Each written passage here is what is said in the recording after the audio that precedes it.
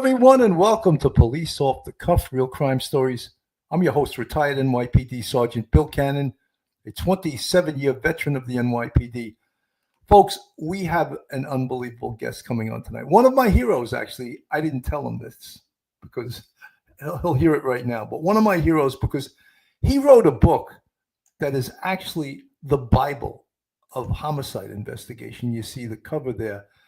Practical Homicide Investigation, Tactics, Procedures, and Forensic Techniques. And it's into the 5th edition. And his name is Lieutenant Squad Commander Vernon Geberth. And he's taught all over the country, all over the world.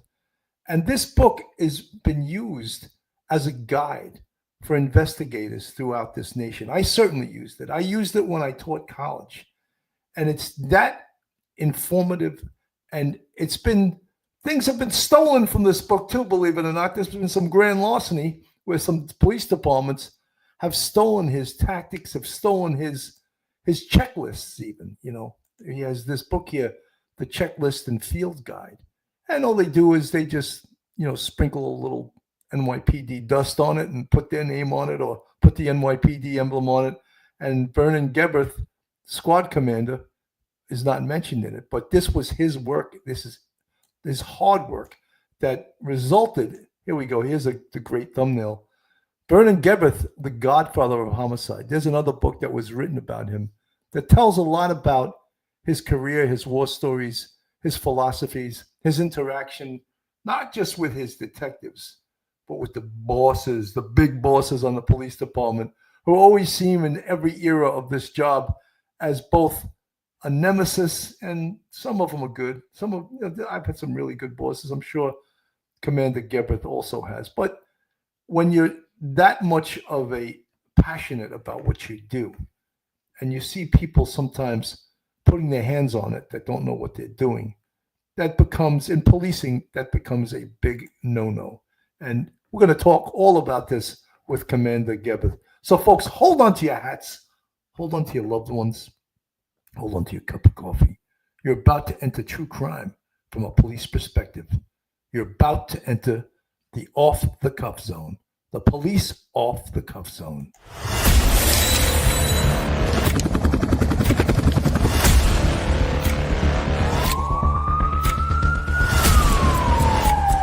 There has to be some common sense. They were the ones who called 911 to get him help, and now they're calling for change.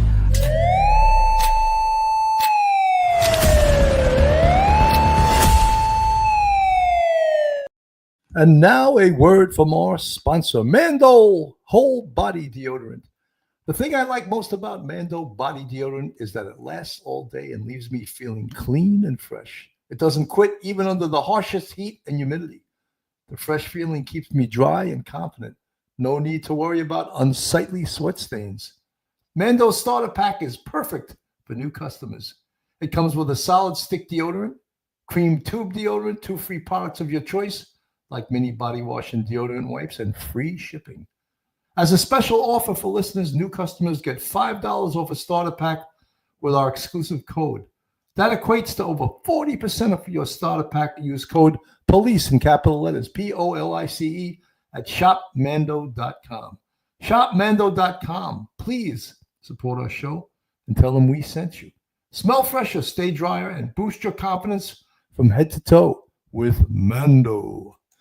So, folks, I have with me tonight, because I wanted to share this guest because he's such a fantastic guest, a retired NYPD Sergeant, professor at Albertus Magnus College, and professor at Albertus Magnus College, and an attorney. Welcome to the show, Professor Mike Geary. Welcome, Mike. Bill, thank you for having me on. It's going to be a good show tonight. Thank you. Absolutely. I don't want to leave him waiting any longer. I can see him chomping at the bit. He's ready to come in. He's ready to spit nails. And let's invite Lieutenant Commander Vernon Geberth. Welcome, Lieutenant. Thank you. Thank you for the invite. I appreciate it. Nice seeing you guys. Lieutenant, one of the things that, and I'm not kidding about this, I think your book, Practical Homicide Investigation, is the Bible, the national Bible for investigation and homicides. And I was always pleased that you kept updating it and kept putting new information in it, because it's such an important book. Well, we've all gone to college, and we know how some of those professors, they change a paragraph in their book and they make the kids buy the book for the next semester. I don't do that. When I did a revision, it was 100% from the first edition to the second edition to the third edition, and on. So the book is totally revised with new materials, new cases, and updated information, because in this business, things are always changing. Things are getting better in some respects, worse in other respects when it comes to the population. But the bottom line is forensics is an ongoing science, and in order to make that book viable, you have to update. It's 20. I have to laugh. When the book first came out, I said to myself, "Wow, I wrote a textbook. They couldn't get me to read those things in college, and now I wrote one." Then I found out I don't own the book. The book owns me. I have a responsibility. So I took it quite seriously, and as a result, it grew. And thank God the associations I had, the people I met, it was wonderful. But starting that book was really, really different. Bill, I mean, you can't perform out of sync in the NYPD, because as soon as you do, there's 30, 40 people to jump on you. What are you doing? But in life, we all develop skills. The trick is, as we go from assignment to assignment, to bring the skills with us to be better in the present assignment. So I go all the way back to my youth. I was a lifeguard. I was an ambulance driver. You name it. I had the job. Truck driver, newspaper delivery. I had a job since I was 12 years of age. But each of those jobs brought a skill that later on in life, I found myself utilizing in the police department. And thank God that I went right from the academy to the Tactical Patrol Force. One of the best units they ever formed in the NYPD. Is a legitimate road to success. You'll never see it again because they're afraid of that. But in the Tactical Patrol Force, if you worked hard, you got promoted, you became a detective. What a great idea. The harder you work, the better you are. And I was in the detective bureau within 3 years of my graduation from the police academy. I was a white shield detective, but I was in the bureau. And within 1 year, I had that coveted gold shield. And that's a big thing, because in police work in the NYPD, having that gold shield is a badge of honor and a status that not everybody attains. And a lot of people are jealous of detectives, especially high-ranking bosses that never could be detectives. They get a built-in bias. And so having reached that point in my life, that was great. Then becoming a sergeant, and for the first time being in charge of other people. I wanted to be the kind of sergeant that I wish I had when I was a cop. Okay? You protect your troops, you go out there, you're with them, you're in the front line, and you don't back away when something happens, you stand up. And as luck would have it, I go back to the Tactical Patrol Force as a sergeant. Oh my God. Now I'm switching drivers because I'm making so many arrests. Okay, another arrest. I had to laugh. This one guy, Joe, when I came in, he was a sergeant's driver. I think he had 1 EPD. When I left 1 year later, we had a commendation, 3 EPDs, and 2 meritorious. He said, "This Sergeant Kevin's going to get me killed. He's crazy." I said, "No, I just love police work." And then within 1 year of working as a sergeant, I went into the SIU, into narcotics. I was working on the heavy duty mafia case, a 2-year investigation, 29 wiretaps, 3 bugs. Had no time to study for lieutenant. But what a successful investigation. 86 of the top people from the 5 major crime families under arrest. But more importantly, the skill you learn working with these characters, listening to those bugs. It's like listening to gangsters. It's like listening to the Sopranos, okay, war stories. And you're learning and you're picking up mob talk and pieces of information that later on you can utilize in your newer assignment. And I did. And then I ended up in Harlem in major case narcotics. I couldn't get out of narcotics. You can't get out. Finally, I made my exit. It was very dramatic. I don't think we have time to talk about it.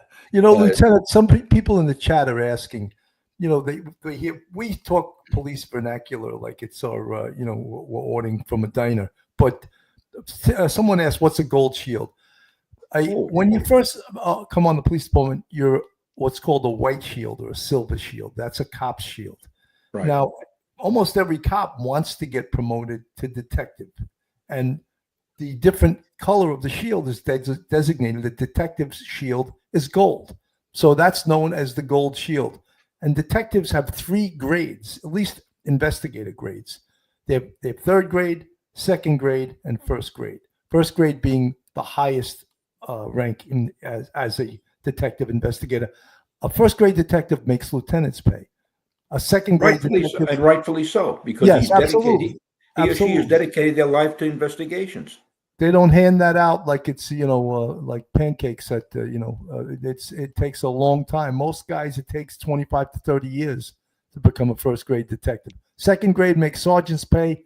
Third grade, I think, makes about $6,000 more than a police officer. I could be wrong, but anyway, that's what it is. Just to explain it, because I know we speak this vernacular like it's second nature to us. And I apologize for that. I'm talking New York. Yeah, and then there's people that just come on the job to be a boss.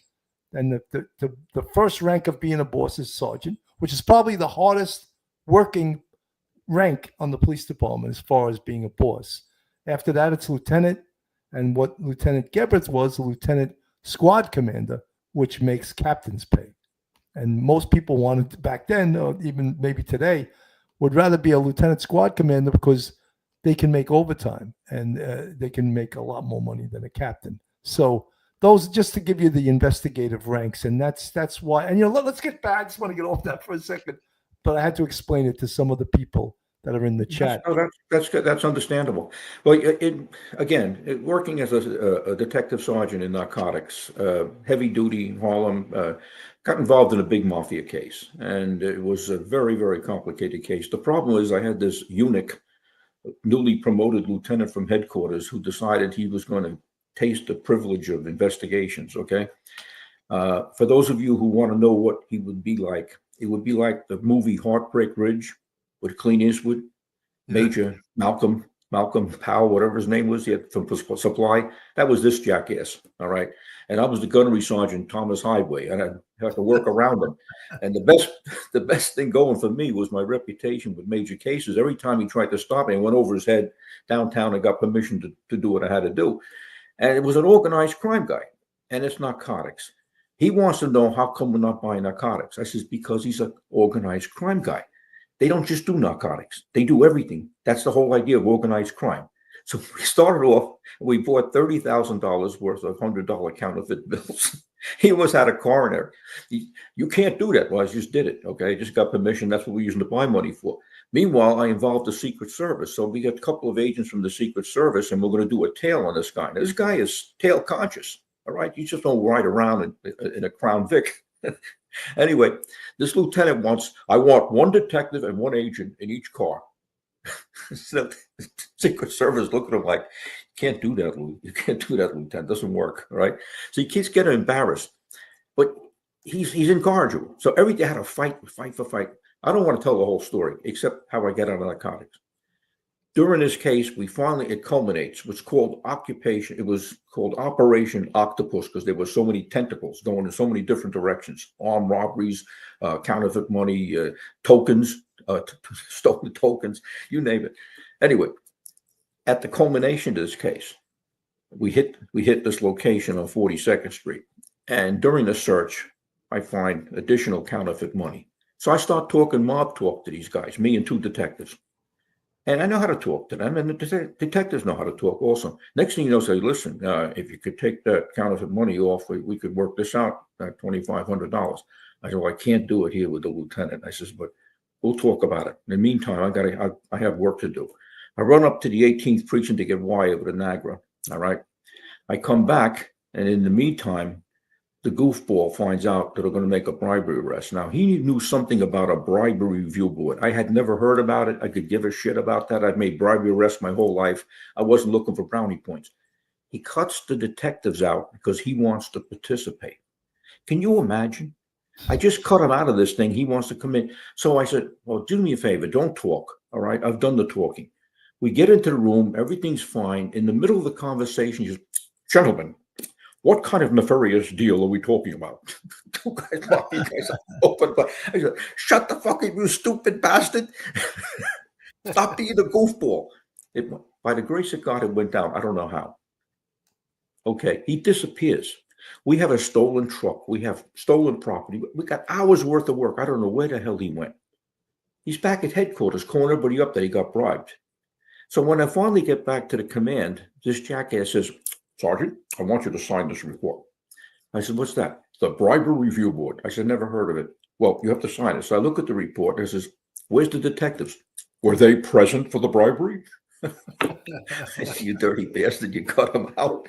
So what am I going to do? He outranks me, right? Okay, so all right, let go. I forgot about it. Now we're in another operations. 3 or 4 months later, get called down to internal affairs, and this inspector's going to question me. And first he congratulates me, and then I says, listen, Inspector, I says, thank you very much, but that report is bogus. What? Do you know what you're saying? I says, yeah, it's a bullshit report. I says, he cut 2 detectives out because he wanted to come to this thing. I had never heard of a bribery review board. I could care less, but my detective should be down here, not him. So what happens is he gets called down 3 or 4 days later. He comes back, he's all red in the face. What did you tell the inspector? I told him the fucking truth. And don't screw with me because I'll pick up the phone.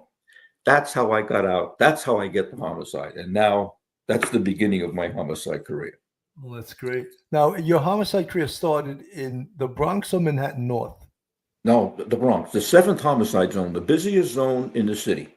Citywide, we were the busiest zone. We had 225 homicides a year in a 6.5 square mile area in the South Bronx. Right. And so that's where you learn homicide. And I was smart enough to know that I do not come into a command and start telling people with 20 and 30 years on the job how to do their job. All right. Don't forget, I've been in narcotics. I got to learn a new skill now. All right. This is homicide investigation. So I start. Well, that's the beauty of being investigating. Most of my career was investigation. So I know people from different commands over the years, and I know who to look for. And it didn't take me long to spot the stars, who the really star players were. So I started going to every conference. I said, listen, I'm going to be hanging out with you guys. Oh, boss, give us a break. I said, no, I just want to learn. I'm not tell you anything. I want to see what you do. And I'm covering different teams because I'm a detective sergeant in the zone. So you get different teams. And I can see how different teams work. And every time I saw something good, I wrote it down. What I was doing was creating my own protocol because I couldn't possibly replicate 20 or 30 years of experience. So let me have a checklist to tell me what I should do because I won't remember this because I haven't been there that long. And that became the nucleus of my practical homicide book because now I'm enhancing that with cases. I'm going to the library on my days off. I'm yanking everything I can find on homicide. In the meantime, I had gotten my first master's degree when I was in narcotics. And what I did a thesis on a sociological study of what I called the quarter kids, young Black females and males who did not use drugs, but were entrepreneurs. And basically that became a published thesis, all right? Well, that same research material, research methods that I used, I was going to now use in homicide. I'm going to research my own job, which I did. I had folders, notes, I had all kinds of things over. Made my wife crazy. The dining room table was full of stuff. But I was learning. And with each case, you pick. I'll give you an example. For instance, one day I get called out to it was a night watch case. It was just before the end of the tour. You can't wait to go home. It's 10 minutes to 8. We get a call. We have a newspaper delivery girl in the 4-3 precinct raped in the hospital on a roof landing. Okay, that's a big deal. I respond. I meet the sergeant. They show me the crime scene. Poor girl is ripped up. She's near death. You got to feel sorry for this is a kid going to Catholic school, getting up at 6 o'clock in the morning, delivering newspapers, right? And gets attacked by some animal. So look at the crime scene. I'm going, yeah, I don't know. I don't know if that happened like that. I said, when I used to deliver papers, I used to go on one side and go up the building and drop the papers off, go over the roof and come down the other side. Well, sure as shit, that's what happened. He was waiting for her to come up. The primary crime scene was on the other roof landing, and that's where we recovered the forensic evidence. So it's another example, carrying skills forward, right?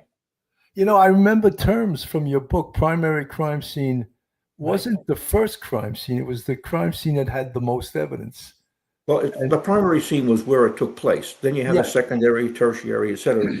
And then you have people like Dr. Henry Lee He's a pisser. Oh, not the primary crime scene, the secondary crime scene. That's because he testifies in court and confuses everybody. No, the primary crime scene is where it occurred. Anything attached to that, okay, becomes a secondary, all right, or a tertiary, but you don't call it, you just call it multiple scenes, because otherwise you get crazy. Right. Secondary, tertiary, octenary, nintenary, very silly stuff. It's called multiple crime scenes, but the primary scene is where it occurred. That's where the base of most of the evidence should be discovered, okay? Right. But then as perps move around and do things and stage crime scenes, things change. But now I'm in the 7th homicide and I'm involving my protocol with my people, okay? I'm beginning to expand. I'm spreading my rings now because I'm getting a little more confident in what I'm doing, because people say, no, I really work, boss. Then the other thing was really funny. When we had a successful case, all right, I'd bring everybody together. I said, let's talk about this case, what we did, who came up with what. You got to love detectives. Hey, boss, if I tell him, then he'll be as smart as me. I said, listen, if you were that smart, you wouldn't be in the freaking police department. Okay, listen, we're here as a team. I used to say that too. If I was that smart, I wouldn't be a cop. If I could do math, I wouldn't be a cop. It's true, you know. And then people be able to catch on. And the other thing was forensics, because I was forensically oriented. I says, all these cases, you got confessions. Where's the evidence? I said, I know we have ABO type. It wasn't that good. In the 1980s, we came up with PGM subtypes. You had 1 in 10 in the population. That's a little better than 1 in 3. Along comes DNA. It's 1 in 80 million. Wow, right. We've certainly expanded our horizons. Lieutenant, can I just stop you for 1 second? One of the things I found out, and I learned investigation. I was a sergeant very early in my career, and then I went up to RIP, robbery investigation program, and then I went into the squad. I worked with the squad, so I had to watch the detectives to learn, because I was an anti-crime guy. I was a patrol. Yeah. I came from anti-crime, and I was a sergeant in anti-crime, and I went up to RIP, and I had to learn investigation. But one of the things that always amazed me, and the detectives were so good that I counted on it. I always almost counted on them to get a confession, and they were so good at it that when I first worked a lot on homicides and shootings, I was in the 2-3 in Spanish Harlem, El Barrio as it's known, and that squad, I think, when I was there, was one of the best in the city. And they were so good because they were so good at soliciting information from people. It's a skill. It's a skill, and it's practice. You can't just make it up. You can't learn in a book. All right, you got to practice at it. And I used to get a kick out. Oh, you can't talk to this guy because he just got out of the can. He did 10 years. He's going to be a hardcore. No, you talk to him about the can. All right, you get a level of communication going, and you learn things. It's amazing.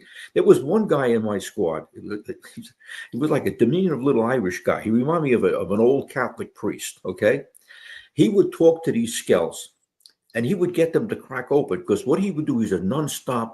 He's dropping water on a rock, and people would stop talking, and they'd give it up. And it's each person had a different skill. I had one detective who was working for me. I swear to God, he was illiterate. I don't know how he came on the job. He couldn't write. He couldn't type. He couldn't do anything. But his value in the street was 1,000-fold. So what I did, I hook him up with a writer. Okay, here's your new partner. He's going to write down what you did, okay?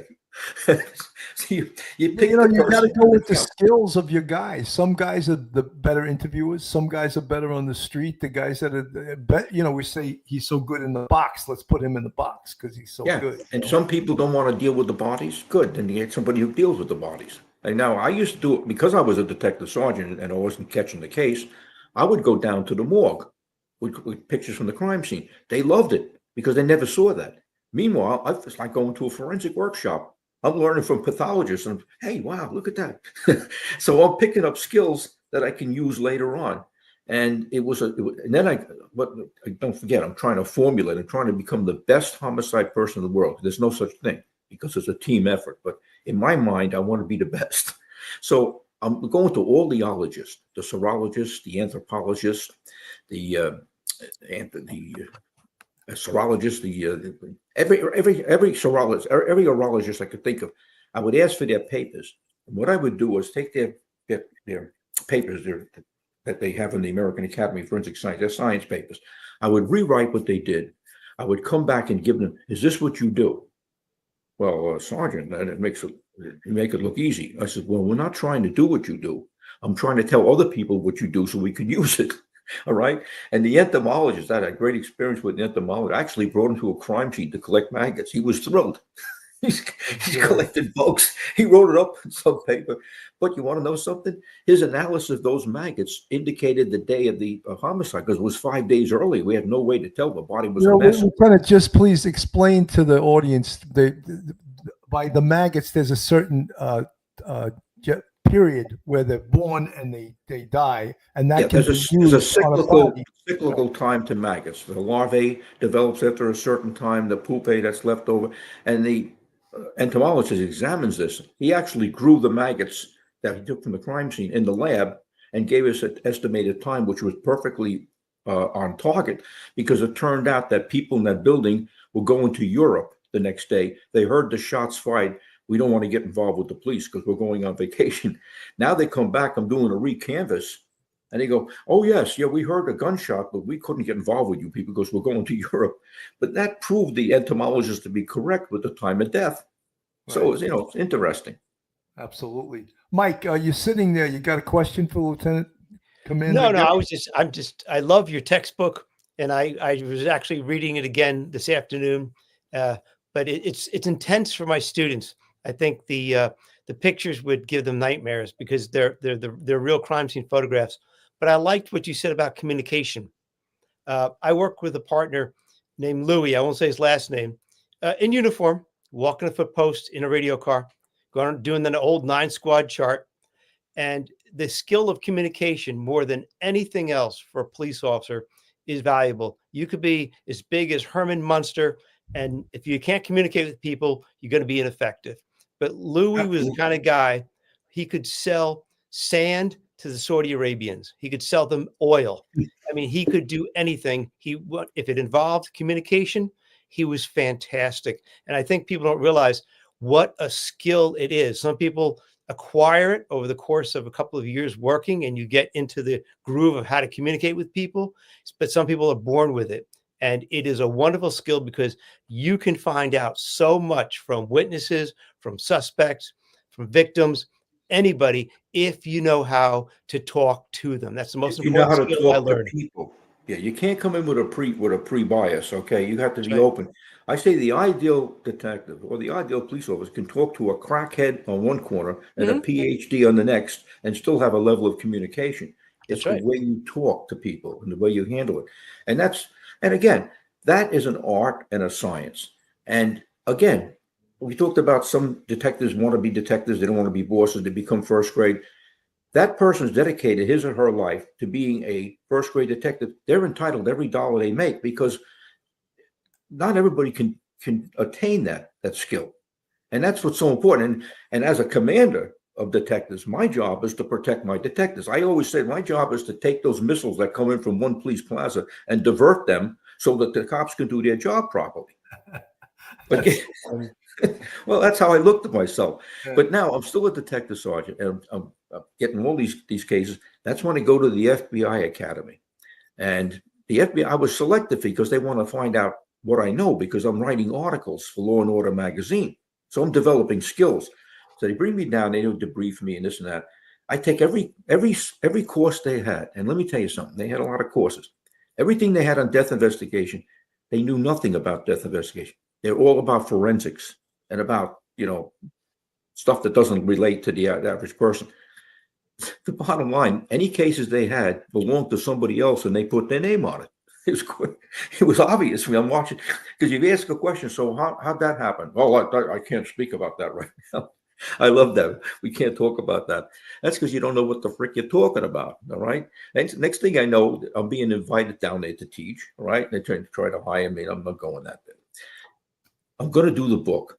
When I come back from the FBI Academy, I'm convinced at this point that I can write this textbook. I've already received a query from Charles C. Thomas Publications. They have a lot of books, and they're telling me they'd like to hire me to update their books. I says, fine, how much?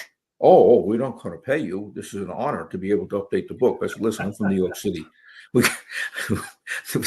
can skip that honor stuff. There's a lot of publishing houses here. And sure enough, I found the publisher. It was Elsevier Science Publishing Company, and they were starting this this forensic line. So I'm at the right time. I have a place to bring my manuscript. Now, what unbeknownst to me, they also hired this little lab rat. I'm not going to mention his name because I don't want to get sued, but they hired him to be a series editor. Well, this little squirrel, right, takes my manuscript and sends it out to the LAPD to have somebody write it. I went ballistic on him.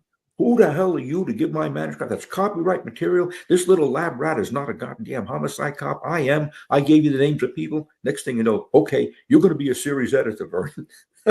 So now I'm a series editor. And this other jackass is a series editor. Well, the bottom line is when I finished, I had 65 titles of forensic books across the world. He had 5.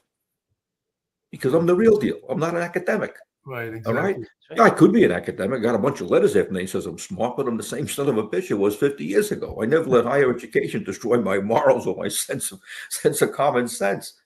You know, Lieutenant, we spoke about this off the air, and this is you teaching. There's a slide up on the screen, final exit, and as soon as I saw that, it rang a bell with me because I've been to, I don't know, hundreds of suicides in my role as a detective sergeant in Manhattan North Homicide Squad. And this book would be on the night table of many of the suicides that I went to. And it was, for people that don't know, it's called Final Exit. It was basically a how to kill yourself. And it was really sort of upsetting to find that, at a suicide scene. Your thoughts?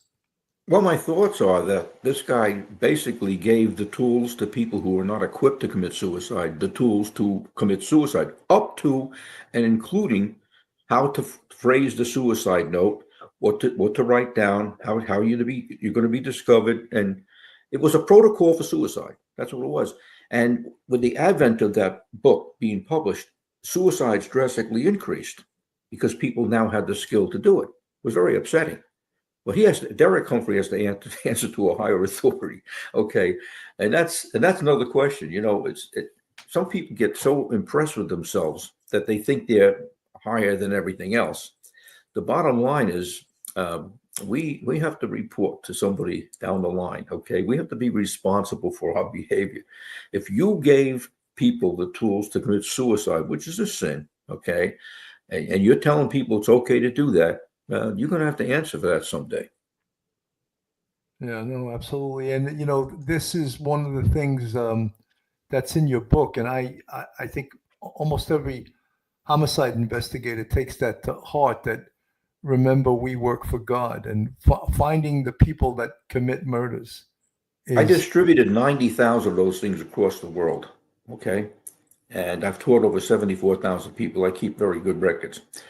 And I used to get a kick out of, because if my wife allows me to watch stuff on TV, the first 48, it's a program. Yeah. Every once in a while, I'm watching the first 48, and all of a sudden I see in the cubicle, the "We Work for God" sign. I know that's one of my students. It's such a great feeling. I said, "Oh, look, that's one of my guys." There was, Lieutenant, there was an article years ago, I forget what publication it was on the 7-5 Detective Squad. And it said in their interrogation room, it says, if you know someone who has killed someone, let us know so you can go. I thought that was so great. That sounds about right for the 7-5. Okay. Yeah. I tell you, working in the ghetto is a great experience because you're going to learn a lot in short order. But again, I didn't keep it to myself. I shared the skills with other people. That's so important. And when I went across the country, the first thing I had to get over was the fact that I'm from New York, because we scare people from New York. No, I'm saying this is not how the New York City Police Department does. This is how Practical Homicide does it. Because I had a fight with my own people. It got so bad when I was a detective sergeant that some people in crime scene wouldn't respond if I was the boss at the scene. Oh, that Geberth's a pain in the ass. Oh yeah, because I'm going to ask you to do stuff. I want to find evidence. I had one guy tell me I can't use luminol. Luminol is a reagent that brings up the blood stains in a crime scene. Can't do it, boss. Why not? It's carcinogenic. I said, can you spell it? If you can spell it, you don't have to use it. All right. It was nonstop.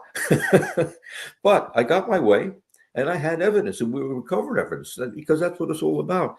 And later on, when I became lieutenant commander and I'm in charge of Bronx homicide, now I'm able to kind of force the protocols into action. And I'm teaching the homicide school. I taught the homicide school well after I retired. I taught that school for 29 years. And I'll never forget the first time I taught there. Oh, my God. You got to stand in front of 200 New York City detectives, okay? And they're looking at you like, who the hell are you up there teaching me? Right. There's no prophet in his own town, so to speak. But I tell you, not only did I accomplish what I did, I got 4 hours. I was the only person with 4 hours of instruction, okay? Because they saw where I was coming from. I wasn't trying to tell them what to do. I was showing them what happened when we did it right, when it was wrong. And I was the first one to come up with the stage crime scene thing. Because the stage crime scenes, as people, when these TV movies came out, we made bad people smart, okay?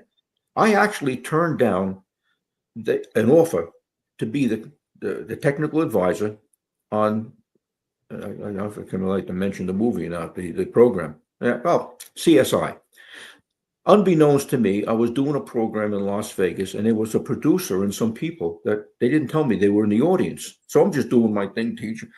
I get a call in my room from Larry Bruckheimer, who says, we're interested in having you as a technical advisor for this new program, CSI. I said, I don't know if I want to do that. Well, what are you talking about? I said, well, it's hard enough to get this job done without telling people how we do it. So later on, Vernon, are you a jackass? You turned it down. I said, yeah. I says, I didn't feel comfortable with that, Yeah. Can you recommend somebody else? I said, yeah, I know somebody in the left coast that you might give him a call. So I gave the name of this another homicide lieutenant like myself. And he turned it down for the same reason, because he didn't want people to see what we do, because the job is hard enough to do without telling people how we do it. Now, once that CSI effect is true, a lot of people picked up information and they started staging scenes. And I'll tell you something, a stage scene is dangerous, because as a homicide detective, the first thing we look at is the presentation, the visual presentation of what we're walking into. And then we begin to analyze and reconstruct, and that's how you find out, it may not be what it looks like. Things are not always what they appear to be. And after those programs came out, I came across more stage crime scene. It was unbelievable. And I incorporate that in the textbook as well. I have a whole section on that. All right. So in order to be a person who's really good at what they do, it has to be constant. You have to be open to be learning. You have to realize when you make mistakes and also go forward. Because when I exposed myself to the entire country, which was pretty awesome, in my later years, I could tailor my program to any part of the country, down south, out west, Midwest, Northeast, because I had the cases that they could relate to, because I had the cases. Now, how did I get the cases? Because people saw I always gave credit where credit was due. And one of the things I did at the end of the presentation, I would put up the name of the detective and the agency that solved the case. A simple equation. Oh, that's great. It came back 100-fold. You see all those pictures in my book? They're not mine. They're from different places. Why do I have it? Because I was trusted not to use it for my own gain. It was for everybody to learn from. Lieutenant, with that said, it's almost like the public now have become homicide experts. I'm saying that sarcastically, but because of the first 48 forensic files, all of these crime scene shows, everyone thinks that they know more than the investigator. Well, it's an online thing. I'm a firm believer that investigation is equal parts art and science. And the art, of course, is the police part of it, the police work part of it that is so important. And the science, of course, is the forensic part, which is huge now because, and back in your day, there wasn't the huge emphasis on cell phones because they were just coming out back then. We didn't have cell phones. Right, or computers. And now video is everywhere. We look at the case of Luigi Mangione, the guy who's accused of shooting Brian Thompson, the CEO United Healthcare, everything has to do with video cameras. They caught him in every spot in the city that he's going to, and video cameras. And it comes into play in just about every single case these days. Yeah. Well, getting back to the textbook, you know what happened when I wrote the book? When I wrote the book, I thought I'd be congratulated. The first book written by a New York City detective sergeant in 20 years. Don't forget now, even the FBI is happy because they're in the book, okay? Everybody's happy, I think. They're not too happy. I was smart enough when I did the book to knowing what kind of personnel we have in the police department. When I made the request for pictures, I purposely said official crime scene photographs because everybody else was giving me pictures for the book, okay? So sure as shit, the request went down. It comes back. This detective sergeant is looking to benefit financially from a product of the city of New York. I says, you jealous bastards. I said, okay, no problem. I have my own picture. You don't know that. So I didn't say nothing. When the book came out, big headline in New York Daily News. The cop who wrote the book on murder. Well, it's pretty neat. All right. 15 minutes after the newspaper comes out, this captain calls up from Internal Affairs. Congratulations, Sergeant. I see you wrote a book. I says, thank you, sir. By the way, you're under investigation. I said, what? Under investigation. My stomach dropped. You violated the protocol of the city of New York by using pictures. I says, I don't think so. He said, by whose authority did you write the book? I says, how about the first frickin' amendment? Does that work? He didn't like that. I'm thinking maybe I need the second amendment. I got to shoot this bastard. So it turns out I'm under investigation. Do you know that this turd pulled every crime scene photograph of every homicide I went to? I went to 800, okay, in the interim. He put 800 pictures and he's trying to match them to the book, right? He can't match them because they're not there. He calls up out of frustration. And now at this point, the police commissioner gave me the parada. Everybody's like, I'm the good guy. So I know he's losing. So he calls me up, Sergeant, what's the difference between official and unofficial? I said, read chapter 6, you freaking moron. Chapter 6 was the paragraph on photographs. So I beat him. But boy, I tell you, they put you through the ringer.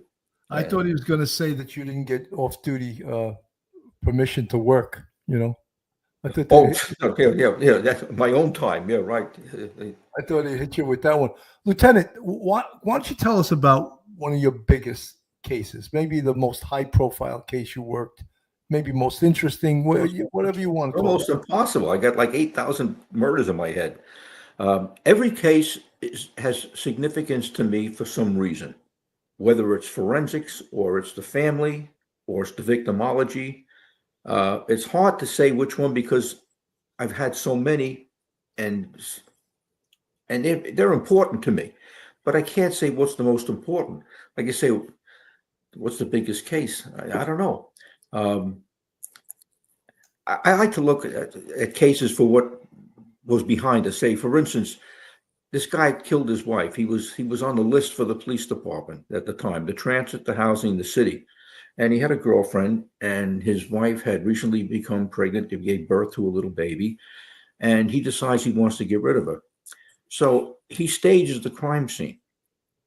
Now, this is when I first took over the 5-0 squad, and that's when they got rid of specialization.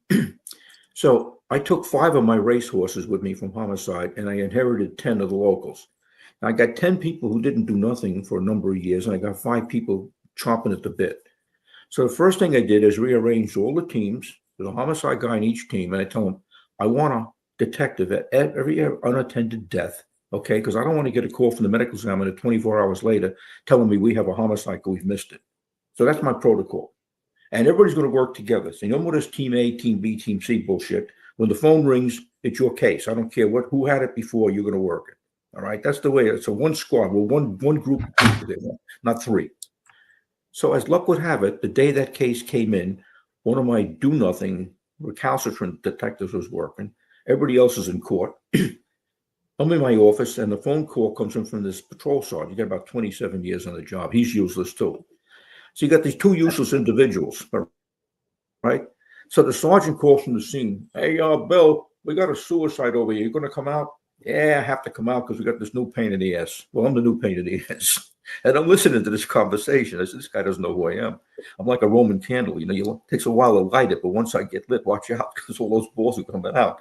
So he calls. I said, what's going on? He said, some freaking broad drowned herself in the tub. I said, what? A woman drowned herself? I'm going to go. It doesn't sound right. No, it's all bullshit. Don't worry. Yeah.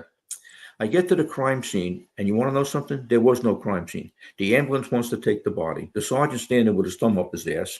It's a Spanish household. People crying, screaming, yelling, carrying on. I just get this gut feeling there's something wrong. I'm saying, I'll tell you what. I says, listen, Sergeant. I says, get everybody away from the bathroom, right? Let's take a look at the body. So I bend over, and I fold the girl's eyelids back, and I see petechial hemorrhage. Now, petechial hemorrhage is presumptive evidence of a throttling or strangulation. So I say to the sergeant, Sergeant, we have a homicide here. Clear the premises. Who the hell are you, Quincy? I said, no, I'm a detective, Sergeant. I see evidence. You jackass. Now find out who lives here. Oh, I don't know. Well, you're a sergeant of police. Start doing your job. So the detective went, right? I says, bring the husband in. I can't do that. He just lost his wife. I says, listen, stupid. He's a suspect. I want him out of the crime scene. Get back to the squad and keep him entertained. So in the meantime, I want to find out what's going on, the family dynamics. Well, I find out a female relative from her side of the family. I find out that the 4-year-old was whisked away to a different apartment, and the 8-year-old's in school. Now, he came up with a convoluted story about what time he did this, and he left the house, he went over here, and he came back, and he found her. I got to go to the school. Now, you and I both know we can't go into a school and conduct a homicide investigation, so I'm going to bring a female relative of the deceased, and we're going to tell the principal a terrible tragedy has ensued. They like words like ensued. And we have to see whether or not this 8-year-old child is traumatized. So I get to use his office. So the 8-year-old comes in, and I said, what happened in your house this morning, sweetheart? Oh, well, I had breakfast. My sister was watching Roadrunner cartoons, and mommy had breakfast, and what did mommy eat? I'm going to find out what mommy ate. And what time did you leave? 8:30. 8:30. Well, the husband said he was still in the house. All right. So who was home at 8:30 when you left? My mommy and my daddy. He was fighting with mommy. So the woman with me goes, what? I knew that son of a bitch had something to do. I said, lady, be quiet. You believe in God? She goes, yes, I'm working for him. I said, we got to get the little girl out of the school. All right. So Prince, what's going on? I said, nothing's going on. She got a sign for the child. All right. Yeah, we're done here. I get the 8-year-old. Now I got the woman who knows that the guy's a killer. I got the 8-year-old. Thank God 2 real detectives from the Bronx Homicide Task Force show up, one of whom's Hispanic. We go to the apartment and we interview the little 4-year-old in Spanish. And in Spanish, he says, Papi grabbed mommy by the neck. Papi pushed mommy in the tub. The 4-year-old saw daddy kill mommy.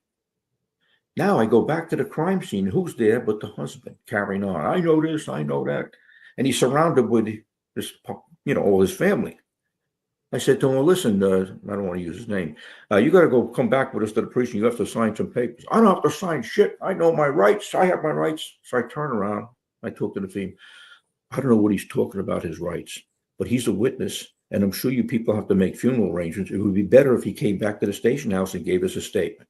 So next thing you know, the same people he invited him to protect him are pushing him out the door. Go with the nice detectives, Benny. So we get him to the station house, and I'm really pissed. I'm really pissed. I'm going to confront this bastard. So he gave him his rights and everything. Hey, by the way, you stupid bastard. At 1 o'clock this afternoon, your 4-year-old daughter is going to be testifying in the grand jury. She's a witness. And this is what she told us. Now, do 4-year-olds testify in the grand jury? No. Can they say that they do? Yes. Why? Because I work for God. And Frazier versus Cup, 1969 Supreme Court decision, trickery and deceit are okay in the interrogation room. And he breaks, and we got him. That's why that case is significant, because he would have got away with murder. Yeah, no, absolutely. I mean, staged crime scene, and some people that weren't looking to do their job would have just folded the tent and moved on. It's easy. Oh, it's a suicide, no problem. And then he goes down to the morgue, and you find out it's not a suicide. All right. There's other cases. There's no famous cases. I'm just, the book Hannibal, the Mason Verger, the guy who fed his face to the dogs. Okay. That's my case. Thomas Harris took it out of the book, okay, and made Mason Verger a character. I mean, I followed that case from the get-go, from the crime scene, right, to forensically, to the surgery afterward, to repair him. I had the whole thing, and it was really off the wall. When we responded, we got 2 calls, one from North Central Bronx and one from the crime scene. So I stopped at the hospital first to take a look at this mess, and it's covered with gauze, right? I get to the crime scene, and the sergeant's got the crime scene. They had corralled these dogs into a back room, and I'm looking and says, this doesn't make any sense. He was assaulted. There's a few drops of blood in the bathroom. Doesn't make any sense. I'm going through the crime scene, and I see this recliner and a broken mirror. Well, it turns out that under the influence of PCP, he began to peel his face from the skull with these pieces of mirror until the entire face is gone. And there's no face. I have to say face, right? There's no face. The dogs. I said, it's got to be the dogs.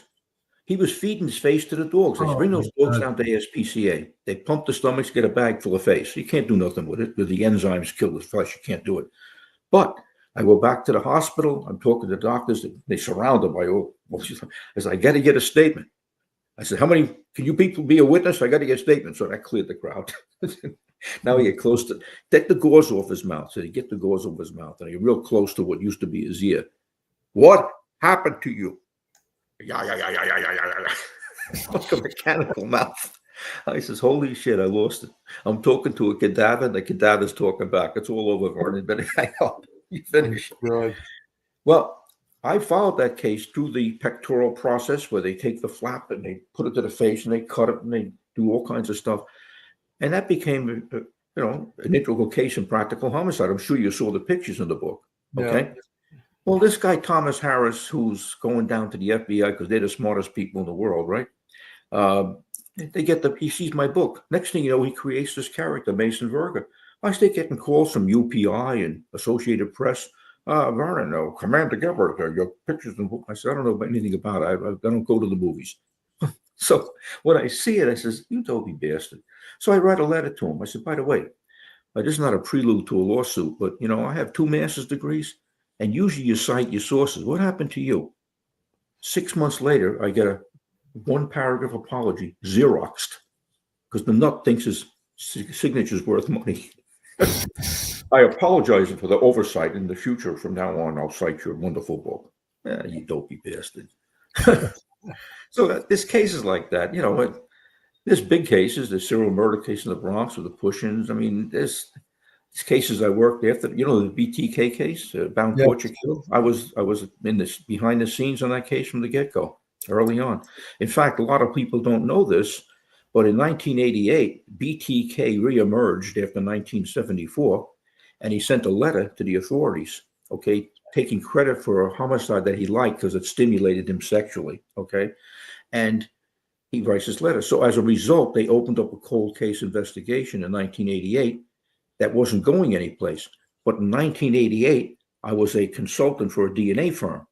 I took the evidence from the Otero homicide and brought it to Life Codes, and they came back with a DNA print, which means in 1988, if they had a suspect, they could have biologically and molecularly linked him to the BTK cases. And later on, when he reemerged, he was sending communications, and I was giving my suggestions what the response should be. And a very intense case. These people did a great job, but this BTK was a sadistic bastard. He would send notes to the police on like holidays just to screw around with them, like 4th of July or Labor Day, to activate everybody. And of course, I was being notified when this was happening. And the identification of BTK was really wonderful. It was a video, like you talked about earlier, with video surveillance at the Home Depot. They saw a truck and something else, and they began to put it together who this guy might be. But they didn't have the evidence. And in one of the most ballsy moves of law enforcement, the director of KBI, a good friend of mine, ordered his detectives to get a pap smear from the daughter from the college, where she had an ordinary pap smear investigation, get that pap smear, bring it up to Topeka, and compare it to the evidence that was gathered from the homicide of 1986. And what they did, they said, this is definitely our guy. And when they grabbed him, they had a search warrant to get his DNA. What a lot of people don't know is that the strategic investigative strategy was to pick him up on a Friday afternoon, bring him to the federal building, hold him through the weekend, and question him with each team from each body case, which I thought was very, very good technique. For each homicide, they had a team, and each team would take turns interviewing him through the weekend, and Monday he would be arraigned. So what happens on Friday? Some muckety-muck from the FBI decides, let's announce that the FBI has captured the BTK killer. You dopey bastards. All right? I get a call from the director of KBI. Vernon, we cannot talk. We have a gag order. Watch the news. It's about to break. This is what happened. If you get called, you be our spokesperson. So, Fox News.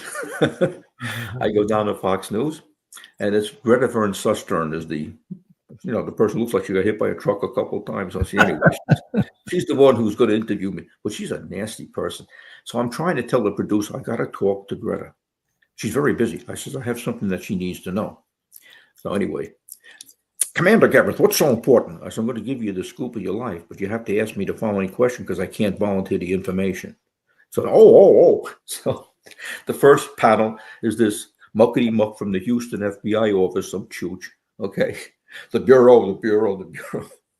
Then they switched to me. And the Bureau had nothing to do with it. This is how it went down. Wow. Man. I started some rashes. I thought that was neat, representing the cops from Wichita. This dopey New York guy, he's got it all figured out. So, cases like that, it's neat. One of the things we spoke about before we went on the air too, your checklist and your field guide, which has become a big thing for police departments all over, and they can pretend they made up their own checklist from your checklist, and I know that the NYPD did come up with an investigative checklist. In fact, when I was on the job, they used to have right on the computer, it would say the basic dozen, and it would tell the detective the basic dozen investigative steps that had to be in every single first response to every investigation. The basic, response to the scene, interview of witness, blah, blah, blah, blah, blah. There were 12 steps. So I don't doubt that they took those 12 steps from your book. I know they did. I know they did. They think these people are whores. They think because they have rank, they can do stuff. They don't understand that it's almost like academics. Academics publish shit that nobody's going to read. Practitioners publish stuff that's going to help people. All right. They think because they're chiefs that they can borrow stuff and put their name on it. But they're dopey because they don't realize it's already been out there. People know who wrote it. I taught 74,000 people in my time. People know exactly where it came from. Okay. So when they do that, they think in the short run they got away with it. But in the long run, people know who they are. And as far as the other guy, I don't want to mention his name, but he's a jackass. I also became a fellow in the American Academy of Forensic Science, which is a big deal. All right. You have to go through certain steps, and then you take different courses, and you have to perform different procedures. And I became a fellow. And this person who I'm not mentioning happened to show up thinking that he could walk in as a chief and be accepted by the American Academy of Forensic Science. And he sees that I received my fellow award. And he comes up to me and goes, "How the hell did you get to be a fellow?" I said, "Same way you got to be a chief." He didn't know what to do with that.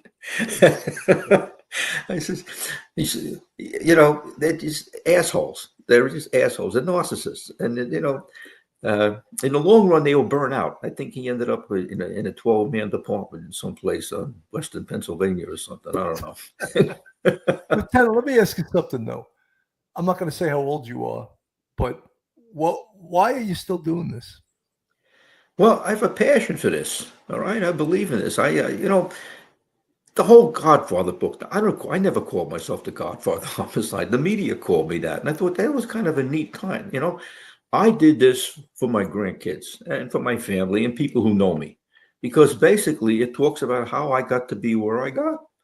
And some of those stories there, I went through some really wild, wild times. At the back of the book, you see a bunch of stuff over my badge there. I was a very active cop.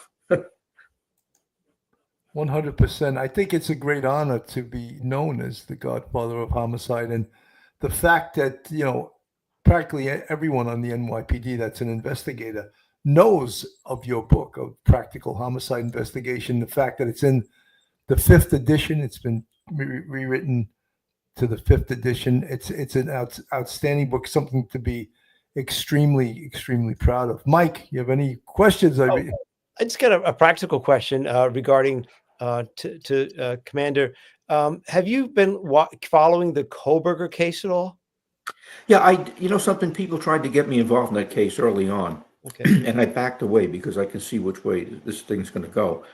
And I get inquiries all the time, Mike. Like when Mangione killed the CEO, right? I was quoted in the newspapers right away. It says, this guy wants to get caught. I said, he's making a statement. This is an agenda thing, okay? Because I was a profiler, and we see what's going on right now, where he's got a following and people are contributing to this. Now, this Coberger case, what's going on? This should have been, with the DNA, it should have been a lock. But you see what the defense attorneys are doing. Okay, they're working overtime to attack how they got the DNA, and it boils down to genealogy. There's different courts will frown on the genealogy because they think it's too big of a dragnet. Okay, and we'll have to see what happens. But I don't forget, I had the first DNA case in New York State, and that case was very controversial because Como, the older Como, Mario, he was the governor. He was Mario Como, and he had 2 snakes in the Bronx District Attorney's office that were litigating DNA, and they almost killed it. They almost killed it. But I had the 3rd case in the world. The first case was in England, in literature. Right. Yes, with the 2 little girls, 83 and 86, they in 1983, 1986, and Scotland Yard realized they had a serial murder. Anyway, they had some dope that confessed. He was the village idiot. He confessed to one of them. Anyway, they asked Dr. Alec Jeffries, who had just come up with the science. And I had a friend a microbiologist who was telling me, Vernon, something's coming down the pike. Well, anyway, to make a long story short, the guy that confessed was the first person in the world to be exonerated through DNA. And the real killer was captured when they took, everybody in town had to give blood. Right, that's right. And the perpetrator's name was Colin Pitchfork. What a perfect name for a perpetrator. And that was the first case in the world. The second one was in Orange County in Florida. Tommy Lee Andrews, serial rapist. Third case was Vernon in the Bronx with Joseph Castro. Now, the power of DNA, we didn't even realize how powerful it was. We had an open homicide 1 year earlier in another building that this perp was assigned to clean. It matched that victim as well. So we had a serial killer, didn't even know it. So powerful stuff. Yeah. Absolutely unbelievable. Lieutenant, I know I promised you we wouldn't go much over an hour. I want to really thank you for your stories are fascinating. Your book is really probably the most important investigative book for police that's ever been written. And I'm not just saying that because you're on the show. I really got a lot of great information out of this book when I was a homicide. That was the intention. The intention was to give people tools, right? And I'd love to know how many homicides were solved because of that book. It's a great feeling. I think a lot. And I think it served the generations of detectives and detective bosses to really know, how to approach a homicide. Even the whole investigative checklist thing. Well, I'm missing that right now. Here we go, right here. So important in a way, and not that you want to be a slave to checklists, but they do help. It's a guide. Focused. It's a guide. When those guys fly those planes, they have a checklist before they take off. I hope they check it. Yeah. All right. It's a guide. It's not a gospel. It's not like everything has to be checked off like that jackass in the police department wanted. Okay. It's something to help you along the way. And that's why there's pictures in there too. Absolutely. Mike, your final thoughts. I just want to say thank you very much, Commander, for coming on. And I just want to just say that I enjoyed working with your son in the Bronx. Vernon was a great cop. Very proud of my son who followed my footsteps, became a homicide detective. The bad part is that damn Kelly wouldn't promote him because his name was Geberth. It's crazy. This job is toxic, I swear to God. But he's got to live with that, all right? And I would never do that to somebody else's kid. But that's Kelly. Yeah. So thank you very much, sir, for coming on. Thank you. Lieutenant Geberth, your final thoughts. God bless the NYPD. God bless America. And boy, I tell you, we need all the help we can get. 100%. Thank you so much. I'm Bill Cannon from Police Off the Cuff. Folks, thank you so much for listening, and God bless. Thank you. One episode just ain't enough.